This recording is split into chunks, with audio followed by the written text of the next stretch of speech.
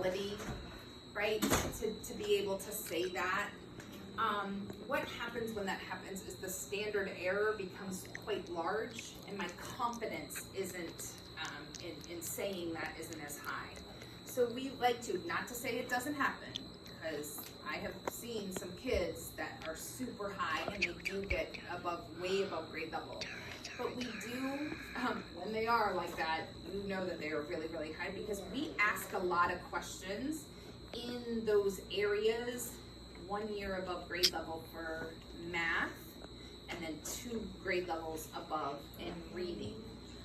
So we typically have, and the majority of our kids are not going to break through that ceiling unless they are really, really high.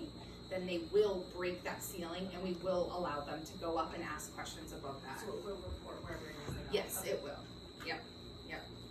I have a question. Yeah. I noticed my son's in kindergarten. I noticed that in the math, when we just kept going, like we'll just keep going, and it gets to the point where we're actually past the teacher, which is a problem. Because I don't want to be in front of the teacher. Okay. Why not? Because I can teach Adam something differently the way the teacher is going to teach him. That's okay.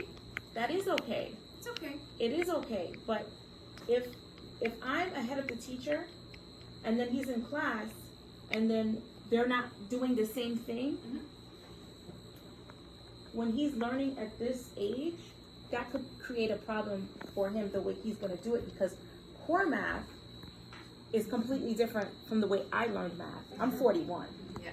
I learned completely different from core math. Yep. So that can become a problem for the way I can teach him how to do something as opposed to the way the teacher is for today's math. So I am 100% sure if your teacher were here, she'd be like, thank you so much for saying that. I would like to say, you know what, we're not perfect, right? When you were teaching your child before they even went into kindergarten, the letters and their letter names and the sounds and reading the books and everything else, you probably were not teaching it the way the teacher would now, right? And that's okay. It's totally fine. So, I don't want you to be afraid of that, because that's not, you should be able to, and that's the great thing. I don't want this to turn into like a Common Core conversation, right? Or talk about assessment. So I don't, but that's the great thing about the Common Core, right? Is that children can learn in different ways. And just because you taught it to them that way, what if the teacher comes back around and shows them a different way to do it, and he's like, oh, it's so much easier, right? And That's what if a she great doesn't? thing. Huh? And what if she doesn't? Then I don't think it's a bad thing that you're teaching. I mean, you're not teaching him wrong. No, I know it's not right, wrong, but right. the formula and how I got the answer is different how he's going to be tested in school. And I think that that's awesome, right? And I think our kids need to know. No, that's not awesome. It is. It really is. And we teach, honestly, we teach it. We talk about it all the time.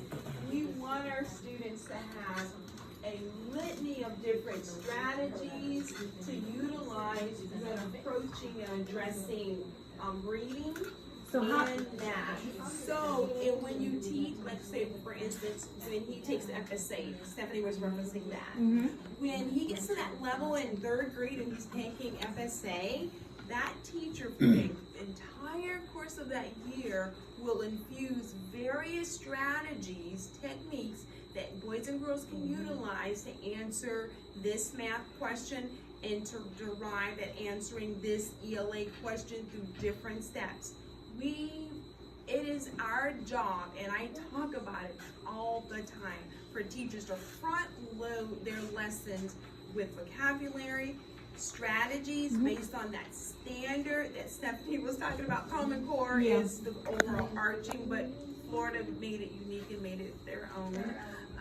But it is, we talk about and ask teachers, and our teachers are doing such a great job, I can honestly say, infusing various techniques into their lessons. So if I want to go the long algebraic way of doing it, it's okay, as long as I get it right. But if I have another way that I like to answer that question that may be a little shorter, That's okay too. So you just continue doing that, mommy. Yeah. Let him continue to sort.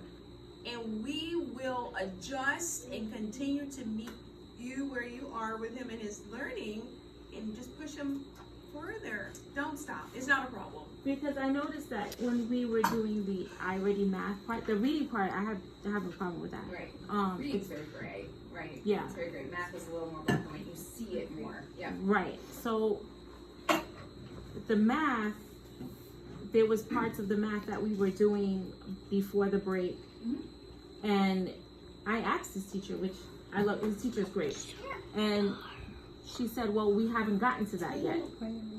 So it's not only the formula, it's just they haven't gotten to that lesson yet. So with the iReady, from my understanding, the more they pass, the more it keeps going. Okay, so I also want to clear something up, by the way. When we were talking about the max score and test it out, that was from the diagnostic assessment that your child takes at the beginning of the year, the middle of the year, and the end of the year, right? So now I would just want to clarify. Now we're jumping in talking about lessons, which is totally fine, but I just want to say those are a bit different, okay? So if I have a student that is above grade level in math, right? So I'm very thankful that my oldest daughter, she is very, very high performing. She can do math now as a 9th grader. I never even touched it. She's never been exposed to that. No one's ever taught her how to do it, but she can figure it out, right? But just because she hasn't been taught it doesn't mean that she can't do it, right? And even at a young age, and let me just tell you guys this too, I don't know if y'all have older students, y'all know that there's an app for everything, right? There's also one that your kids will never have to work out a math problem, right? All they do is take a picture of it, and a Siri tells them how to do it, right? So it's not about that, it's about, yes, Yeah, YouTube, Right? you can YouTube it, and they you can you got- YouTube it you got and find the tutors that things. teach you So and stuff. truly, remember when our teacher said, you have to know this because you're not gonna walk around with a calculator in your hand all the time. We showed them, didn't we? Right? Everybody's walking around with a calculator in the hand, right? So they truly do not need to know the algorithm anymore because they can just take a picture of it and it will solve the problem. So that's the reason why. If you solve the problem a different way, and I solve the problem, I think it's a great thing for a child at a really young age to realize, whoa, you mean you as adults do not solve all these problems the exact same way? Right? That's a really good thing. And what sticks with your child might not be the same thing that sticks with my child. Right? So that's the reason why we want to go in and really explain how this works. Okay? When they do the iReady at home, is it calculated in the test that they do here? In the lessons, right? Y'all really don't see the diagnostic, right? That's something that happens at school. They're not taking that diagnostic at home. So when they do the lessons at home, yeah, we can see that at school. I can see their scores. I can see their time on task for all of that. Yeah. Yeah, but my question is it included in your diagnostic? So the diagnostic it's not really looking at the lessons, right? I get that. When they're taking the test here, is the results just that test here, or is it also including what they did at home as well? Right. The diagnostic does not look at the lessons, right? The lessons are no more part of the diagnostic than the teacher's whole group instruction. No more important or taking into account than your instruction at home, right? All of that is taken in account when the child is taking the diagnostic, right? The diagnostic is measuring everything that happens to that student, right? So if they're doing the online instruction, that's just like a piece of it and helping the child along. Does that make sense? Yeah, but I feel like you're not answering my question.